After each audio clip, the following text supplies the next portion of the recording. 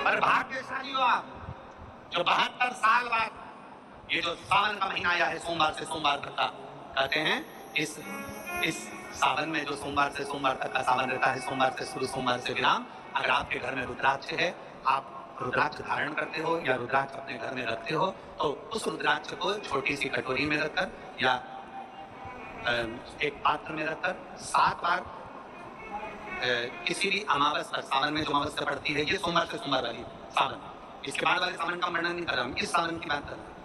या तो अमावस, पूर्णिमा, त्रयोदशी, चतुर्दशी या प्रदोष, शिवरात्रि, अष्टमी, ये ऐसी तिथियां हैं जो सोमवार से सोमवार तक का जो सावन होता है, सावन में कटोरी में रखकर, प्लेट में रखकर, थाली में रखकर 7 बार अपने घर में रुद्राक्ष को उसको बलवान बनाने के लिए इसी सावन के महीने में 7 बार तो जल, 5 बार दूध गौ माता का और 2 बार गाय का घी उस रुद्राक्ष पर लेपित करना चाहिए और फिर उस रुद्राक्ष को धूप बत्ती हो या घर में गूगल की धूप हो और धूप बत्ती से उस रुद्राक्ष को सिद्ध कर लेना चाहिए।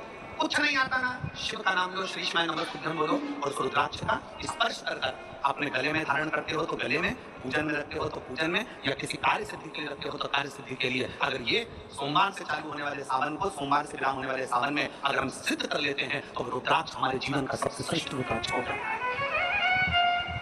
सर्वश्रेष्ठ। अभी हमारे सीहोर में कोरेश्वर धाम पर ये जो सावन का महीना आया है, इस सावन में हमारे यहाँ कोरेश्वर धाम पे वैसे तो जो महाशिवरात्रि आती है, जिस समय रुद्राक्ष उत्सव होता है, उस समय पर रुद्राक्ष को सिद्ध कर लिया जाता है। पर जो सावन ये आया है, इस सावन में हमारे यहाँ प्रतिदिन बाबा के रुद्राक्ष को सिद्ध कर, प्रतिदिन नियम है रुद्राक्ष पर जल चढ़ाना, दूध चढ़ाना, व्रत लगाना और बाबा के रुद्राक्ष तो कितने भक्त आते हैं उनके लिए वो रुद्राक्ष सिद्ध।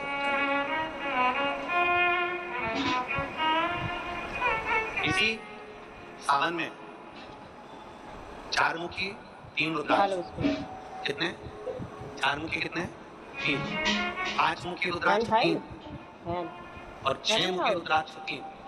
आज नन्नू सभी से निकल रही है, बाबू का कर इनके बीच में सवा गांठ लगाई जाती है। कपड़ा पहन ले 4 रुद्राक्ष कितने, जल्दी बोलो, 4 मुखी रुद्राक्ष कितने 3, 5 मुखी रुद्राक्ष कितने 3, 6 मुखी रुद्राक्ष कितने 3। इनके बीच में सवा गांठ लगाई जाती है। क्या कर रहा है इधर आ, मतलब एक गांठ पूरी लगाई जाती है, आधी गांठ लगाकर फिर रुद्राक्ष को डाला जाता है लाल धागे में, फिर सवा गांठ ऐसी चलती है। गाली नहीं दी तो जल्दी 9 रुद्राक्ष होते हैं कुल टोटल। अगर ये 9 रुद्राक्ष को शंकर भगवान के शिवलिंग के पास में रखकर ये सावन, इसको अन्य सावन में नहीं कर सकते, केवल इसी सावन भगवान शिव के मंदिर में शिवलिंग के पास उसको रखकर 7 लोटा जल, 5 बार दूध और 2 बार व्रत अगर लेपन कर दिया जाता है उस माला को, और उसी माला को हम बेलपत्री के पेड़ के नीचे बैठ कर अपने गले में धारण कर लेते हैं, तो दुनिया का ऐसा कोई कार्य नहीं जो तुम्हारे लिए हो नहीं, पक्के में होगा नहीं मान उस रुद्राक्ष का। ये तुम जो साहिब में सुन रहे हो ना, हम फिर कहेंगे दया सिंह, हम फिर दया सिंह जी को धन्यवाद देंगे कि ये जो सावन के महीने की कथा है, दया सिंह जी ये साधारण नहीं है, दुनिया के लोग भले इसको सामने रखते हैं। 27 जुलाई 1953 में ये सावन आया था, उसके बाद 2024 में ये सावन आया। लोग तरसते हैं सावन के लिए, इसमें हमें रुद्राक्ष को सिद्ध करना है, हमें इसमें बेलपत्र का पान करना है, इसमें हम जो मांगेंगे हमारा बाबा कृपा करने के लिए करता है। ये वो रुद्राक्ष का आनंद था। मैं धन्यवाद देता हूँ जय सिंह को, बहुत बहुत पूरी समिति को। शिव मंदिर में जैसे आप लोग जाते होंगे शिव मंदिर में, तो ये तो शिवलिंग हो गया, ये जलाधारी हो गई, ये जलाधारी है, ये शिवलिंग है, और जलाधारी और शिवलिंग के यहाँ शिवलिंग से लेकर जहाँ से पानी नीचे गिर रहा है, आप पानी यहाँ चढ़ाते हो तो ये घूम के यहाँ से नीचे आ जाता है। आपने जल यहाँ चढ़ाया शिवलिंग पे तो जल घूमकर यहाँ से नीचे आ जाता है, इस जगह से नीचे की ओर आ जाता है, इस स्थान से। प्रयास करिए, ये जो सावन आया है 72 वर्ष के बाद, प्रयास करिए कि कितना बड़ा भी रोग है, कितनी बड़ी बीमारी है, आप डॉक्टर से इलाज करवाओ, पर ये जो स्थान है अशोक सुंदरी का, इस स्थान पर एक बार अपनी हथेली रख कर देखिए और भगवान शिव से पंचाक्षर मंत्र नमः शिवाय, षडाक्षर मंत्र ओम नमः शिवाय या श्री शिवाय नमस्तुभ्यम स्मरण कर देखिए, और एक बेलपत्र बाबा की लेकर जहाँ से पानी नीचे गिरता है उस स्थान पर लगाकर उसी बेलपत्र को खाइए, कटोरी में रख लो, कटोरी, और फिर जहाँ पर डॉक्टर को एक बार फिर जांच करवाइए कि उस रोग में आराम कितना लगा है, उस रोग में अंतर कितना है। श्रावण का ये महीना जिसमें आप भगवान शंकर के भक्ति को धारण कर रहे हैं, सोमवार से सावन चालू हुआ और सोमवार के दिन सावन विराम होगा। ऐसा सावन 72 साल के बाद आया। 27 जुलाई 1953 में ऐसा सावन पड़ा था। कितनी तारीख को? जन के बोलो जरा। 27 जुलाई 1953 में ऐसा सावन पड़ा था, जो सावन सोमवार से चालू हुआ था और सावन सोमवार के दिन विराम हुआ था। 72 साल के बाद ऐसा सावन आया है, जिसका योग आज 27 जुलाई 1953 में ऐसा सावन आया था। अब जरा किस्मत देखिए, आपका भाग्य देखिए छत्तीसगढ़ वाले, नजर उतरवा लेना आप कि 72 साल बाद ऐसा सावन आया जो सोमवार से चालू हुआ, सोमवार को विराम हो रहा है।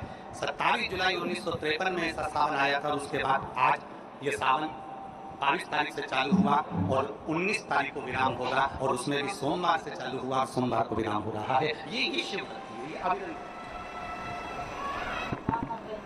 ये भगवान शंकर की अविरल भक्ति है। आप और हमको प्राप्त हुई, हमें नहीं। और तेरी भगवान शिव ने अघोर अस्त्र धारण किया इसी साल।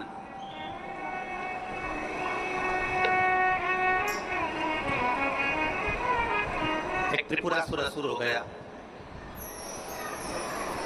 3 पुरियों का निर्माण कर वो निवास कर रहा है।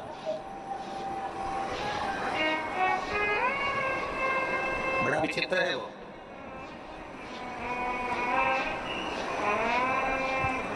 बहुत सामान आते हैं, सारे सावन आते हैं।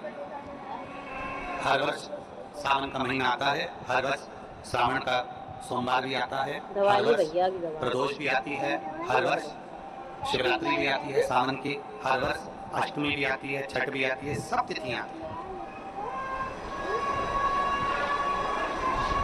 ये सारी तिथियां हर साल आएंगी, हर साल प्राप्त होंगी। पर जो योग मेरे देव महादेव का लगा है, सोमवार से प्रारंभ होकर सोमवार के विराम का, ये सावन बार बार नहीं आता, ये सावन इतनी जल्दी नहीं आता।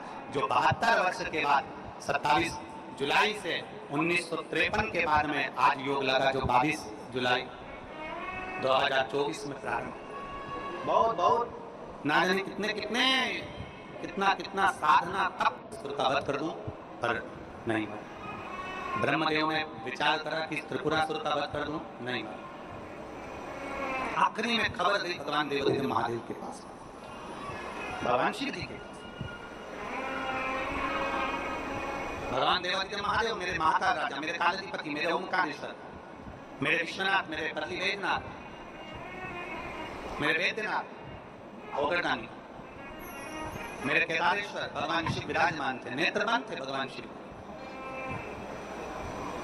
और सबने, सारे देवताओं ने जाकर भगवान शिव से विनय करी, निवेदन करा, भगवान देवादित्य महादेव से निवेदन करा। और जब भगवान शंकर से निवेदन किया, भगवान शिव से विनती करी, भगवान शंकर से बारंबार जब प्रार्थना करी है, भगवान शिव से बार बार विनय किया गया, तब भगवान शंकर ने नेत्र खोले और भगवान शिव नेत्र खोलकर पूछे, ऐसा क्या हो गया जो आपको आना? ये 33 कोटि देवता, ये सारे देव आज मेरे पास में, कारण क्या बना? कौन सा कारण?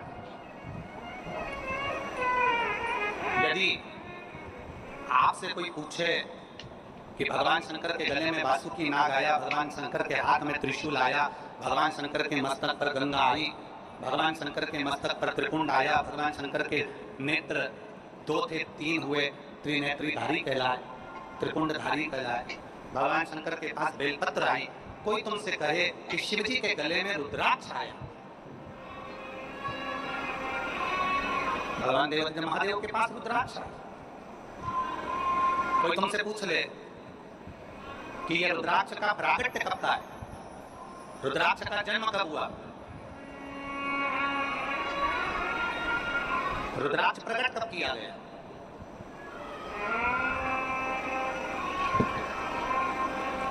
अब जरा बहुत हमसे भी कई लोग पूछते हैं, जितने लोग संसार का क्या हो जाता है कि रुद्राक्ष का जल अमृत के तुल्य हो जाता है और कैंसर जैसा रोग भी समाप्त हो जाता है।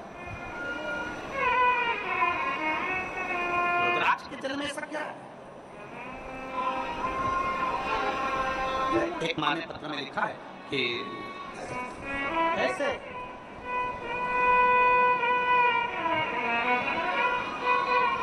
शिव कथा कर रही है, भगवान शंकर का संवाद कर रही है, भगवान देवादित्य महादेव का चरित्र कर, श्री महापुराण की कथा कर रही है। त्रिपुरासुर असुर है, 3 पुरियों का निर्माण कर उसमें निवास करता है। 3 पुरियों का निर्माण कर उसमें निवास करता है, पर उसके प्राण जा नहीं सकते। भगवान नारायण ने प्रयास किया, वो नहीं मरा,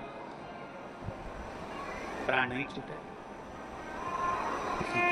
भगवान शंकर के ब्रह्म मुरारी, सबसे बड़ा तप और दुनिया का सबसे बड़ा आभूषण मौन रहना, ये दुनिया का सबसे बड़ा तप और सबसे बड़ा आभूषण। हम भगवान शिव को किस तरह से दिखा सकते? और फिर निवेदन करूंगा, जितनी सरलता से, जितनी सहजता से आप शिव को रिझाओगे, उतनी सरलता से शिव रिझता है, उतनी सरल। आप जितने भाव से भगवान शंकर को रिझाने का प्रयास करोगे, उतने भाव से लीजिए। मेरा विचार करिए, त्रि की पूजन आप ऑनलाइन करेंगे, आप और हम सब आस्था चैनल के माध्यम से, फेसबुक के माध्यम से ठीक शाम को 7 बजे 2 अगस्त को बैठेंगे और ऑनलाइन सब अपने अपने घर से पूजन करेंगे, भगवान शिव की आराधना करेंगे। आप और हम सब मिलकर भगवान शंकर से एक साथ प्रार्थना करेंगे, एक साथ। जब हम बाबा को रिझाएंगे, और ये सोमवार से सोमवार तक के सावन के महीने,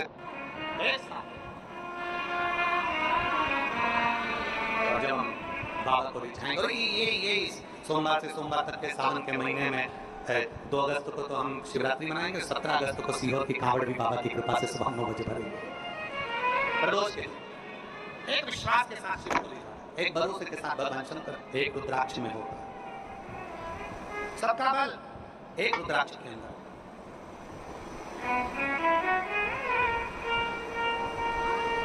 कई जगह पर रुद्राक्ष पर रिसर्च किया जाए, तो वो 2 कंपनी का नाम तो हमको स्मरण में था, मुंबई की, और 1-2 कंपनी काशी की हमारे स्मरण में नाम ले दिया। कई जगह पर रुद्राक्ष पर रिसर्च चल रहा है कि आखिर रुद्राक्ष में ऐसा क्या होता है कि तांबे के कलश में गलाया, उसका पानी शिव जी को चढ़ाकर आचमन किया तो फल मिल जाता, रोग मुक्ति हो जाती है, श्रेष्ठता हो जाती है। कोई बाच रहा है तो शिव ही बाच रहा है, इसमें कोई प्रदीप मिश्रा या कोई अन्य महाराज नहीं बाच सकता, बाचने वाला शंकर है। कथा सुन रहा है तो आप नहीं सुन सकते, आप ये 3 घंटा एक जैसे आसन लगा के कहाँ बैठ सकते हो? तुम आधा घंटा कहीं नहीं बैठो, तुम फिल्म देखने जाओ टाकीज में, एक जैसी बस बैठी 25 बार तो मूंगफली चबा, 2-4 बार आइसक्रीम खा जाओ, उतनी देर में तुम किसी पीछे आगे नीचे ऊंचे मर्जी पड़ी, आधे 2 घंटे की फिल्म में 15 मिनट का इंटरवल, फिर चले गए, फिर घूमिया, फिर बैठ गए।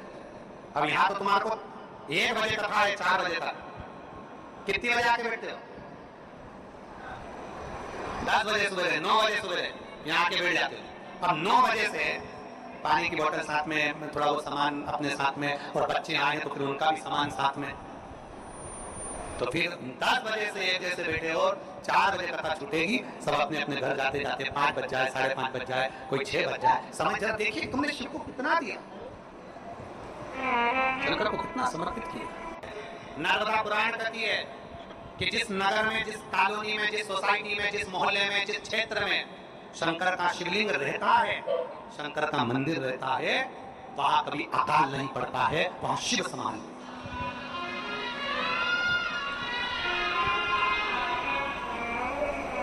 शिव समान, बाहुगढ़दानी समान।